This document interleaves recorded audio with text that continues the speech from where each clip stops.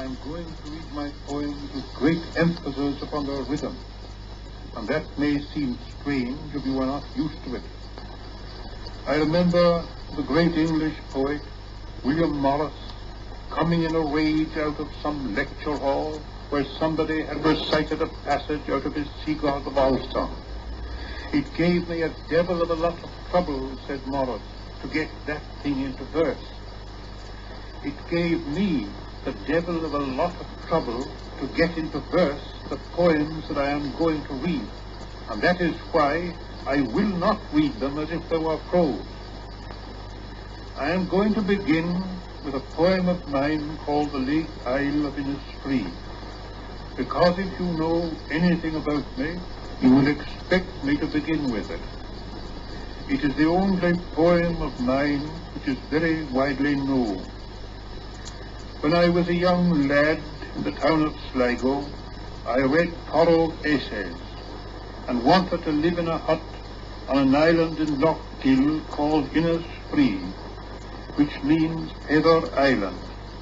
I wrote the poem in London when I was about 23. One day in the Strand, I heard a little tinkle of water and saw on a shop window a little jet of water balancing a ball on the top. It was an advertisement, I think, of cooling drinks, but it set me thinking of Sligo and lake water. I think there is only one obscurity in the poem.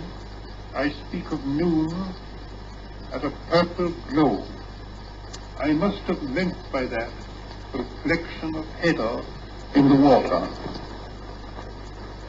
I will arise and go now, and go to Innisfree, and a small cabin build there of clay and wattles made. 9 bean rows will I have there, a hive for the honey bee, and live alone in the bee-loud glade.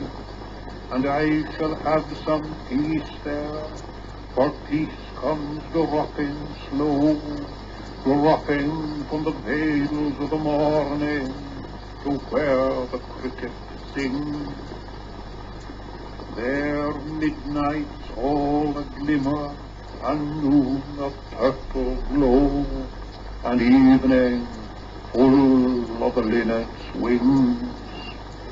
I will arise and go now, for always, night and day, I hear lake water lapping with low sounds by the shore, while I stand on the roadway or on the pavement's grey. I hear it in the deep heart's core. A couple of miles from Innisfree, no, 4 or 5 miles from Innisfree, there is a great rock called Dooney Rock, where I had often picnicked when a child.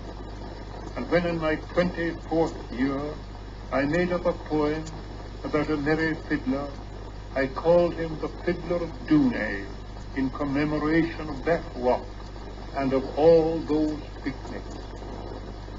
The places mentioned in the poem are all places near Sligo. When I play on my fiddle in Dooney, folk dance like a wave of the sea. My brother is priest in Kilvarnet, my cousin in Mochrabwee. I passed my brother and cousin. They read in their books of prayer.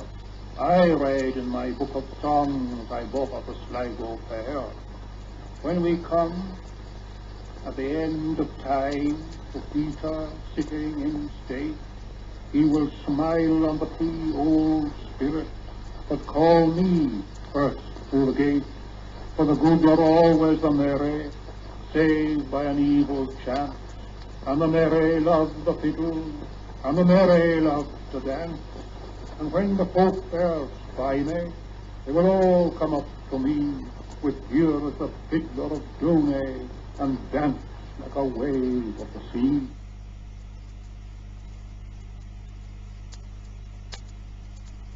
I rise in the dawn, and I kneel and blow till the seed of the fire flicker and glow. And then I must scrub and bake and sweep till stars are beginning to blink and peep. But the young lie long and dream in their bed of the matching of ribbons for bosom and head. Their day goes over in idleness. They sigh if the wind but lift up a tress, while I must work because I am old, and the seed of the fire gets feeble and cold.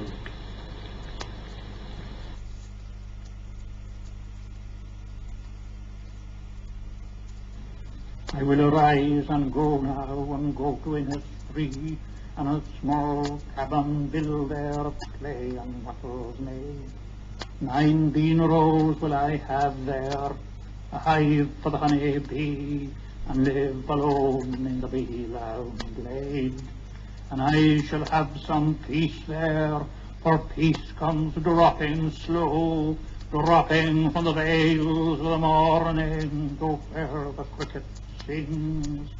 There midnight's all a glimmer, and noon a purple glow, and evening full on through its wings.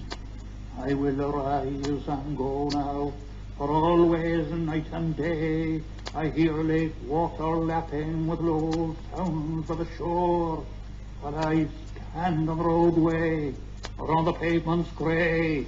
I hear it in the deep heart's core. Another emblem there, that stormy white that seems the concentration of the sky, and like the soul it sails into the sight, and in the morning's gone no man knows why, and it's so lovely that it sets to right what knowledge of its lack had set awry. So arrogantly pure, a child might think it can be murdered with a spot of ink. Sound of a stick upon the floor, the sound that somebody that toils from chair to chair. Beloved books that famous hands have bound, old marble heads, old pictures everywhere, great rooms where travelled men and children found content or joy, a last inheritor where none has reigned but left the name and fame, or out of folly into folly came.